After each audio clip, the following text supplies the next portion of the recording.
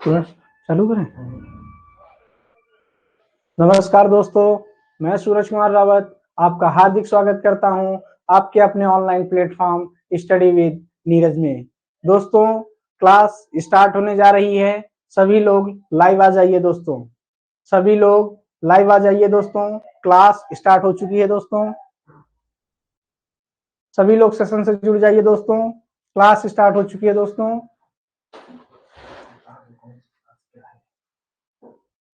दोस्तों, आज हम अपनी थ्योरी की दूसरी क्लास करने जा रहे हैं दोस्तों।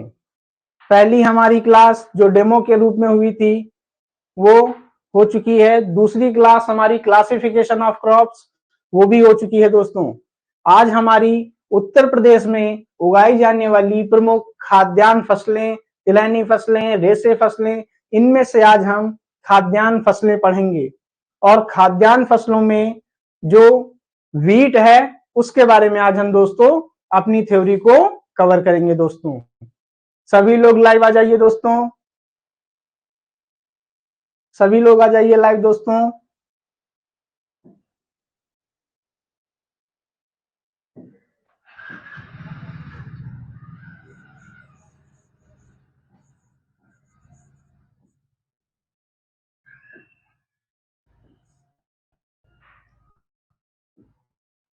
लाइव आ जाइए सभी लोग दोस्तों।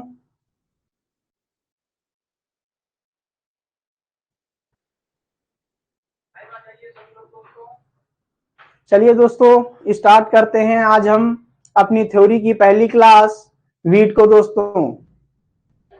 आशीष कुमार आ चुके हैं। नमस्कार दोस्तों, नमस्कार। आ जाइए दोस्तों, आ जाइए। ठीक है दोस्तों, आइए अपनी क्लास को स्टार्ट करते हैं। आइए दोस्तों, अर्जुन वर्मा भी आ चुके हैं। Good evening, good evening. आ जाइए। चलिए दोस्तों स्टार्ट करते हैं आज की अपनी पहली क्लास वीट को। ठीक है दोस्तों, थ्योरी की है हमारी वीट पहली क्रॉप्स होने जा रही है। तो वीट के बारे में आज हम जानते हैं दोस्तों। तो वीट को हम लोग किंग ऑफ सीरियल्स भी कहते हैं। क्या कहते हैं? King of serials. ठीक है दोस्तों, इसे हम अनाजों का राजा कहते हैं दोस्तों। क्या कहते हैं? अनाजों का राजा।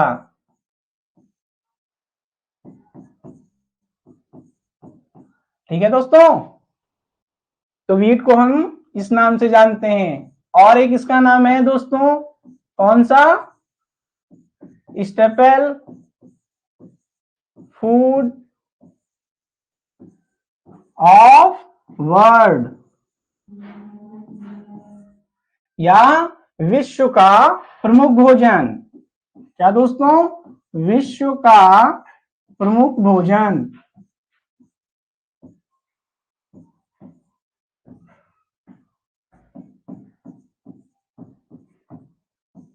सभी लोग लाइव आ चुके हैं दोस्तों। चलिए क्लास स्टार्ट भी हो चुकी है, सभी के कमेंट आ रहे हैं। Good evening, good evening. चलिए दोस्तों, तो वीट को हम दो नामों से भी जानते हैं। कौन कौन से? अनाजों का राजा और विश्व का प्रमुख भोजन। स्टेपल फूड को हम क्या कहते हैं दोस्तों? प्रमुख भोजन कहते हैं। भारत में गेहूं का बहुत अधिक उपयोग किया जाता है दोस्तों। ठीक है दोस्तों, चलिए आगे चलते हैं। क्लासिफिकेशन ऑफ वीट दोस्तों, क्लासिफिकेशन ऑफ वीट। दोस्तों हम थोड़ा सा क्लासिफिकेशन वीट के बारे में जानते हैं दोस्तों। चलिए देखते हैं क्लासिफिकेशन ऑफ वीट। वीट को दोस्तों कई प्रकार से वर्गीकृत किया गया है, जिसमें इसकी वैरायटीज में डिप्लॉयड हैं, टेट्राप्लॉयड हैं और हेक्साप्लॉयड हैं दोस्तों। चलिए हम देखते हैं डिप्लॉयड में कौन कौन सी हमारी आती हैं। चलिए दोस्तों डिप्लॉयड में देखते हैं।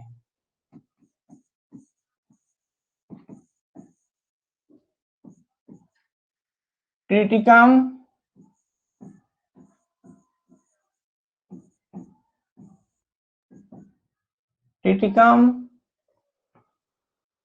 एंग्लोपोडियम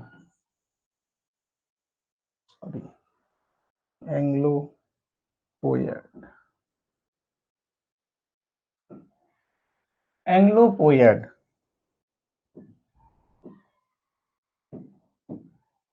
ट्रिटिकम एंग्लोप्लोयड ये हमारी डिप्लॉयड में आती है दोस्तों। दूसरी ट्रिटिकम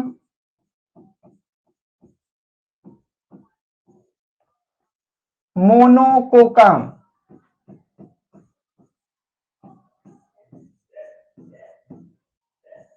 ठीक है दोस्तों, ये हमारी डिप्लॉयड फसलों में आती हैं। इनका हम गुणसूत्र भी देखते हैं, क्रोमोसोम नंबर। तो इन दोनों का क्रोमोसोम नंबर जो होता है 2n बराबर 14 होता है दोस्तों। क्या होता है? 2n बराबर 14। ये हमारी दो डिप्लॉयड में आती हैं जिनका क्रोमोसोम नंबर 14 होता है। ठीक है दोस्तों, ठीक है। हेलो, चलिए आ जाइए, दूसरा देखते हैं टेट्राप्लॉयड। टेट्राप्लॉयड या इसे हम इसको भी लिख लेते हैं द्विगुणित कहते हैं हिंदी में। जो हिंदी वाले हैं वो भी लिखते चलेंगे साथ में, द्विगुणित। और इसको हम चतुर्थ गुणित कहते हैं दोस्तों, चतुर्थ गुणित। ठीक है दोस्तों, तो इसमें देखते हैं ट्रिटिकम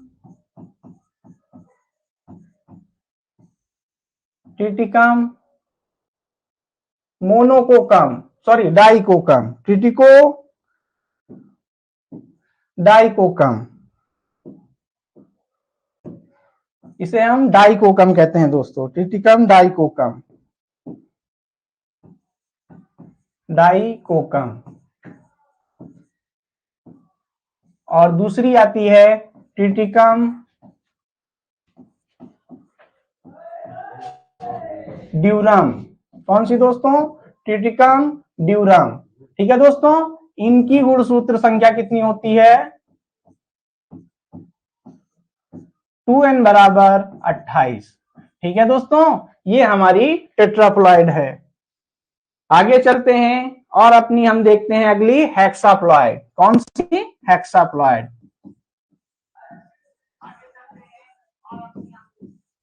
हेक्साप्लॉयड या इसे हम षट गुणित कहते हैं दोस्तों। ठीक है दोस्तों, इसके अंतर्गत हमारी बहुत सारी फसलें आती हैं, वैरायटीज आती हैं। कौन कौन सी? ट्रिटिकम वल्गेयर, ट्रिटिकम माल्टा, ट्रिटिकम स्पिलाटा, ट्रिटिकम एस्टिवम,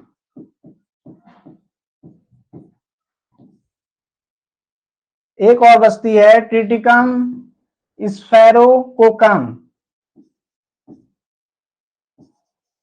स्फेरोकोकम।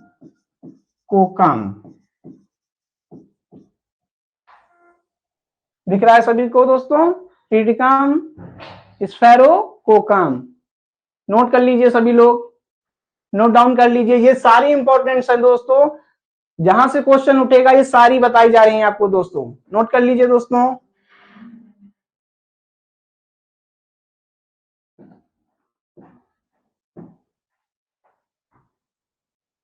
ये ट्रिटिकम माचा है, थोड़ा सा माल्टा लिख गया दोस्तों, ट्रिटिकम माचा है। ठीक है दोस्तों, इन सभी को नोट कर लीजिए दोस्तों जल्दी से, फिर हम आगे चलते हैं। जल्दी से नोट कर लीजिए। डिप्लॉयड में हमारी ट्रिटिकम एग्लोप्लॉयड जिसका गुणसूत्र नंबर 14 होता है। दूसरी है ट्रिटिकम मोनोकोकम जिसका गुणसूत्र नंबर भी 14 होता है। हमारी टेट्राप्लॉयड में ट्रिटिकम डाइकोकम आती हैं और ट्रिटिकम ड्यूरम आती हैं दोस्तों। इनका गुणसूत्र नंबर 28 होता है। और इसकी अगर बात की जाए तो इसका गुणसूत्र नंबर 2n बराबर 42 होता है दोस्तों। नोट कर लीजिए सभी लोग दोस्तों, जल्दी जल्दी से नोट कर लीजिए। हम सभी के बारे में एक एक के बारे में विस्तार से देखेंगे। चलिए दोस्तों आगे चलते हैं। तो हम थोड़ा सा बात कर लेंगे ट्रिटिकम एस्टिवम के बारे में। ट्रिटिकम एस्टिवम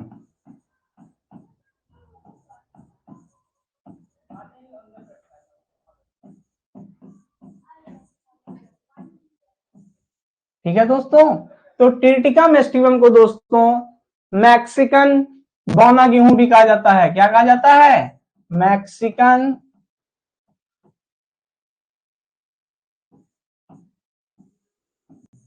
बौना गेहूं, मैक्सिकन बौना गेहूं भी कहा जाता है दोस्तों। इसीलिए इसे कहा जाता है क्योंकि इसकी खोज N.E. बोरलॉग साहब ने की थी। किसने की थी? N.E. बोरलॉग साहब ने की है। इसीलिए क्योंकि ये मैक्सिको के रहने वाले थे, इसीलिए इनको हरित क्रांति का विश्व में हरित क्रांति का जनक कहा जाता है दोस्तों। ठीक है। रिकॉर्डेड क्लास भी आपको ऐप पर मिल जाएगी दोस्तों। ठीक है, रिकॉर्डेड क्लास भी उमेश चंद्र रिकॉर्डेड क्लास आपको ऐप पर मिल जाएगी दोस्तों। ठीक है। अगली देखते हैं ट्रिटिकम स्फेरोकोकम। ट्रिटिकम स्फेरोकोकम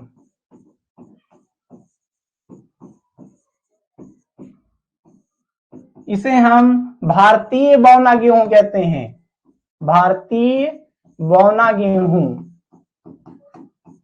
ठीक है दोस्तों, इसे हम भारतीय बौना गेहूं कहते हैं। नोट कर लीजिए इतना। आपसे पूछा जा सकता है कि कौन सी मैक्सिकन बौना गेहूं कहा जाता है, तो आप बताएंगे ट्रिटिकम एस्टिवम को। इसको हम कॉमन ब्रीड वीट भी कहते हैं दोस्तों, ट्रिटिकम एस्टिवम को। ये चपाती गेहूं कहा जाता है इसे। ये इसकी खेती हम लोग 87% करते हैं दोस्तों, 87%। यही उत्तर प्रदेश में अधिकतर उगाई जाती है दोस्तों। चलिए आगे चलते हैं। अब ये हमारी सारी हेक्साप्लॉइड, डिप्लॉइड, ये हमारी सारी क्लासिफिकेशन ऑफ वीट हो गई है दोस्तों। आइए चलते हैं अपने सॉइल की तरफ। अगर हम वीट की खेती करने जा रहे हैं तो हमारे पास कौन कौन सी जो है किस्में होनी चाहिए, किस प्रकार से हम खेती का प्रबंधन करेंगे। तो सबसे पहले देखते हैं अपनी सॉइल को। वीट के लिए दोस्तों कैसी सॉइल होनी चाहिए? तो वीट के लिए जो है दोमट मृदा यूज की जाती है। दोमट मृदा जो है सबसे उपयुक्त मृदा मानी जाती है, जिसे हम लोमी सॉइल कहते हैं। कौन सी सॉइल? लोमी सॉइल के नाम से जानते हैं, या हिंदी में दोमट मृदा के नाम से जानते हैं। ठीक है दोस्तों, दोमट मृदा का यूज गेहूं की खेती के लिए सबसे उपयुक्त मृदा मानी जाती है। उसके बाद हम सॉइल प्रिपरेशन, अगर हमारी सॉइल मिल गई है तो उसको हम प्रिपरेशन कैसे करेंगे? सॉइल प्रिपरेशन या भूमि को तैयार करना। तो भूमि को तैयार करने के लिए अच्छी प्रकार से उसकी जुताई होनी चाहिए। जुताई करने के बाद उसमें हम ठीक प्रकार से गोबर की खाद जो है 10 से 12 टन मिलाते हैं। वो भी हम फर्टिलाइजर के रूप में यूज करेंगे दोस्तों उसका। ठीक है दोस्तों, सॉइल प्रिपरेशन में हम गोबर की खाद का यूज कर लेते हैं 10 से 12 टन। ठीक है दोस्तों, 10 से 12 टन गोबर की खाद को जो है हम खेत में मिला करके जुताई करवा देते हैं और पाटा चलवा देते हैं दोस्तों, जिससे वो भूमि हमारी अच्छी प्रकार से तैयार हो जाती है खेती के लिए। ठीक है दोस्तों, आगे चलते हैं अपने नेक्स्ट पॉइंट की ओर। सॉइल प्रिपरेशन हो गया। अब सॉइल प्रिपरेशन के बाद हम क्लाइमेट देखते हैं दोस्तों। तो हमारी गेहूं की खेती के लिए किस प्रकार की क्लाइमेट यानी जलवायु की आवश्यकता होती है? तो किस प्रकार की जलवायु की आवश्यकता होती है दोस्तों? तो ठंडी एवं समशीतोष्ण जलवायु की आवश्यकता होती है।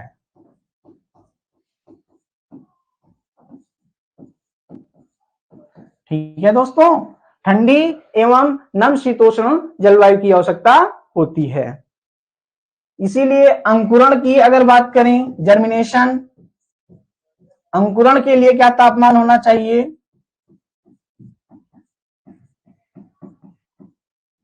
अंकुरण के लिए जो है 20 से 25 डिग्री सेल्सियस तापमान जर्मिनेशन के लिए होना चाहिए।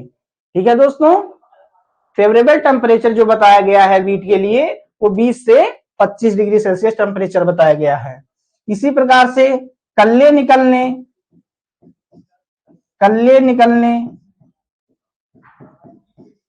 या इसे हम टिलरिंग स्टेज भी कहते हैं दोस्तों। कल्ले निकलने का तापमान जो बताया गया है, एक एक पॉइंट नोट करिएगा दोस्तों, पूछा जाता है इन सभी से। कल्ले निकलने का तापमान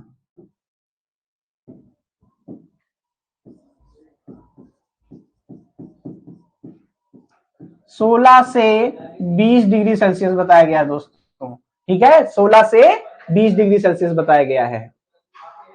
और हमारा जो फेवरेबल या इष्टतम तापमान जिसे कहते हैं दोस्तों, इष्टतम तापमान, या फिर हम इंग्लिश में कहें तो फेवरेबल टेम्परेचर, वो कितना बताया गया है दोस्तों? 20 से 25 डिग्री सेल्सियस। ठीक है दोस्तों, 20 से 25 डिग्री सेल्सियस बताया गया है। नोट कर लीजिए आप सभी लोग, नोट करते रहिए, साथ साथ में नोट करते रहिए। जी बिल्कुल, थ्योरी की क्लास भी की पीडीएफ भी मिलेगी आपको। जो भी हम यहाँ पढ़ा रहे हैं उसकी थ्योरी की भी क्लास मिलेगी। ऋषि मिश्रा जी, बिल्कुल थ्योरी की भी पीडीएफ मिल जाएगी आपको। नोट कर लीजिए, ये जल्दी जल्दी से नोट करिए।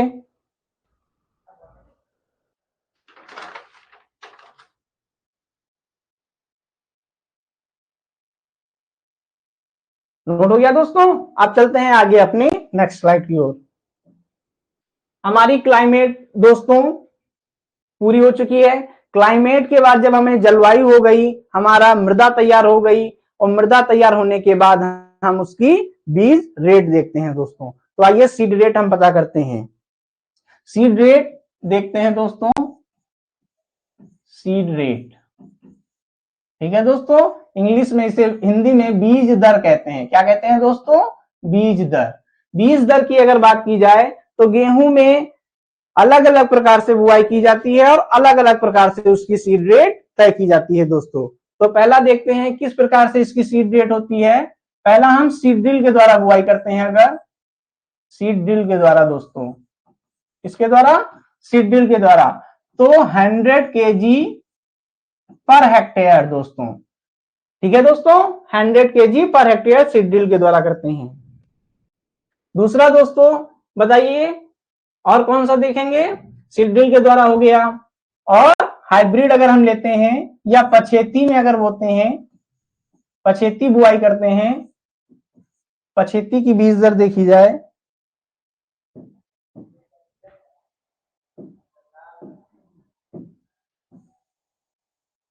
पछेती की बीज दर कितनी होती है दोस्तों? पछेती बीज दर, पछेती की बीज दर जो होती है वो 120 किलोग्राम प्रति हेक्टेयर। ठीक है दोस्तों, इसी प्रकार से हाइब्रिड की कितनी होती है? हाइब्रिड की बीज दर 60 किलोग्राम प्रति हेक्टेयर। ठीक है दोस्तों, और अगर हम डिबलिंग विधि के द्वारा कर रहे हैं, किसके द्वारा? डिबलिंग विधि के द्वारा दोस्तों कर रहे हैं बुआई, तो उसकी सीड रेट क्या होगी, बीज दर क्या होगी दोस्तों? तो